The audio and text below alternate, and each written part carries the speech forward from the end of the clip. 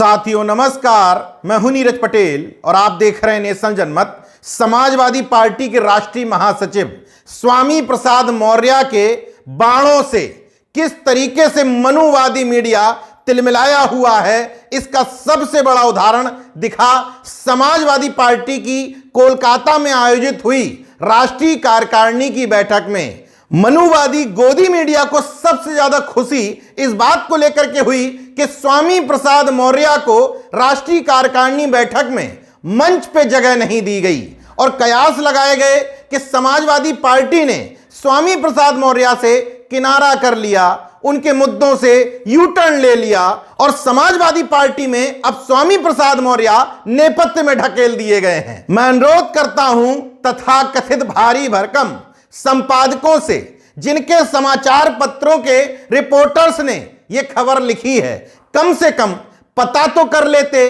कि खबर लिखने का एंगल क्या होना चाहिए और वजह क्या होनी चाहिए। आपने कहा स्वामी प्रसाद मौर्य राष्ट्रीय महासचिव हैं, इसके बाद भी उनको मंच पे जगह नहीं दी गई, तो पहले तो धैर्य रखते तो ये तस्वीरें भी दिख जाती, मंच पे बोल भी रहे हैं और तो और हाथ उठाए हुए राष्ट्रीय अध्यक्ष के बगल में दिखाई भी दे रहे हैं। चलिए ये नहीं देखा तो कम से कम इतना देख लेते कि स्वामी प्रसाद मौर्य अकेले राष्ट्रीय महासचिव नहीं हैं जो मंच पर नहीं थे। समाजवादी पार्टी में कुल राष्ट्रीय महासचिव हैं 15, एक प्रमुख राष्ट्रीय महासचिव राम गोपाल यादव, उनके अलावा 14 अन्य राष्ट्रीय महासचिव। इनमें से महज 4 ही तो मंच पे थे, राम गोपाल यादव, शिवपाल यादव, अवधेश प्रसाद और रामजी लाल सुमन।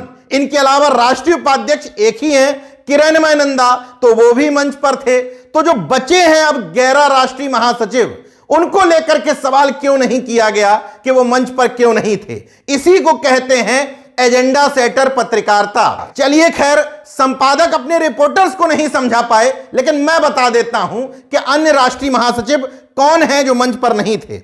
रवि प्रकाश वर्मा मंच पर नहीं थे, बिशंबर प्रसाद निषाद मंच पर नहीं थे, इंद्रजीत सरोज मंच पर नहीं थे, लालजी वर्मा मंच पे नहीं थे, रामाचल राजभर मंच पे नहीं थे, हरेंद्र मलिक मंच पे नहीं थे, नीरज चौधरी मंच पे नहीं थे। तो इन सब के बारे में सवाल क्यों नहीं उठाए? क्योंकि स्वामी प्रसाद मौर्य एजेंडे में बिल्कुल फिट बैठ रहे थे और उनको मंच पे ना दिखा करके ये बताने की कोशिश की जा रही थी कि अब समाजवादी पार्टी अपने मुद्दे से यू टर्न ले ली है। मैं मीडिया के प्रोधाओं से पूछना चाहता हूं, समाजवादी पार्टी के भीतर कौन सा सर्वे हुआ और आपको किसने बता दिया कि समाजवादी पार्टी के समझ में आ गया है कि स्वामी प्रसाद मौर्य के मुद्दों से उनको फायदे की जगह नुकसान हो रहा था? दरअसल पत्रकारिता और खास तौर से प्रिंट पत्रकारिता पर एक जाति विशेष का वर्चस्व है, तो स्वाभाविक तौर पर वहां अपने मन मुताबिक एजेंडे गढ़े जाते हैं और उनको समाज में स्प्रेड कर दिया जाता है। अगर मेरी बात गलत है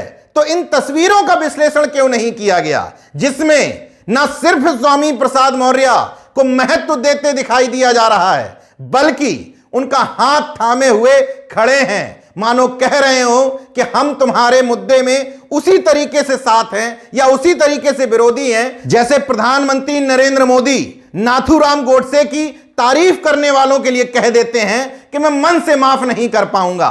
वैसे ही अखिलेश यादव अंदर अंदर क्या कह रहे हैं, लेकिन स्वामी प्रसाद मौर्य अपने मिशन और अभियान में पूरी तरीके से जुटे हुए हैं। मनु मीडिया से एक और सवाल, जब भारतीय जनता पार्टी की राष्ट्रीय कार्यकारिणी में महज 2 शख्स मंच पर नजर आते हैं, नरेंद्र मोदी और राष्ट्रीय अध्यक्ष, तो क्यों नहीं तमाम राष्ट्रीय महासचिव, तमाम राष्ट्रीय उपाध्यक्ष जो साइडलाइन किए गए हैं, उनके बारे में आपको दर्द होता है? यह तो बात हो गई गोदी मीडिया की, लेकिन वास्तव में उन तस्वीरों से एक बात साफ हो जाती है कि समाजवादी पार्टी के साथ कैडर, अनुशासन और संगठन जैसा शब्द इस्तेमाल नहीं किया जा सकता। जिन लोगों को आपने राष्ट्रीय कार्यकारिणी के मंच पर जगह दी, उनकी कुछ वजह तो होनी चाहिए।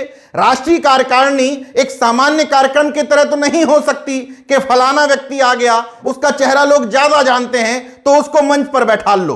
नेशन जनमत का सवाल है कि मंच पर जया बच्चन और अबू आसिम आजमी क्या कर रहे थे? ये दोनों राष्ट्रीय सचिव भी नहीं हैं, बल्कि राष्ट्रीय कार्यकारिणी में सदस्य हैं। जब सारे राष्ट्रीय महासचिवों को बैठालने के लिए जगह नहीं थी तो आखिर इन दोनों को क्यों बैठाला गया?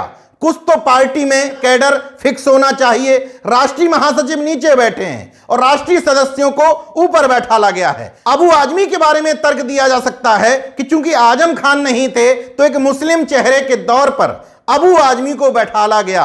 हालांकि यह तर्क राष्ट्रीय कार्यकारिणी जैसे अनुशासित जगह पर नहीं दिया जा सकता, चलिए फिर भी मान लेते हैं। लेकिन जया बच्चन से कौन से वोट बैंक का फायदा हो रहा था? महज राष्ट्रीय सदस्य हैं तो अन्य सदस्यों की तरह उनको नीचे बैठाल करके एक अन्य राष्ट्रीय महासचिव को ऊपर क्यों नहीं लिया गया? उस रिक्त स्थान की पूर्ति स्वामी प्रसाद मौर्य क्यों नहीं कर सकते थे? उस रिक्त स्थान की पूर्ति आप रवि प्रकाश वर्मा या बिशंबर प्रसाद निषाद या लालजी वर्मा या रामचल राजभर या हरेंद्र मलिक या नीरज चौधरी जैसे लोगों से करते तो एक और समाज आपके मंच पर दिखाई देता, जो शायद हर मामले में जया बच्चन से तो बेहतर ही साबित होता। नेशनल जनमत का असेसमेंट यह है कि अभी तक जया बच्चन के लिए समाजवादी पार्टी ने जितना कर दिया है उसका 1% हिस्सा भी जया बच्चन समाजवादी पार्टी के लिए नहीं कर पाई हैं। फिर भी राष्ट्रीय कार्यकारिणी के मंच पर दोनों दिन डटी रही।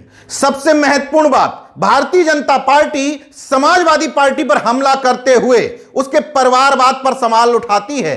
आपने ये मुद्दा फिर से थाल में सजा करके उसको सौंप दिया। मंच पर जो 8 लोग बैठे थे उनमें से 3 आप ही के परिवार के, आप स्वयं, एक चाचा राम गोपाल यादव, एक चाचा शिवपाल यादव। अब तर्क लोग ये दे रहे हैं कि शिवपाल यादव को अगर मंच नहीं देते तो उस पर भी मीडिया खबर बनाता, तो खबर तो स्वामी प्रसाद मौर्य के भी मंच पर ना होने की बन रही है।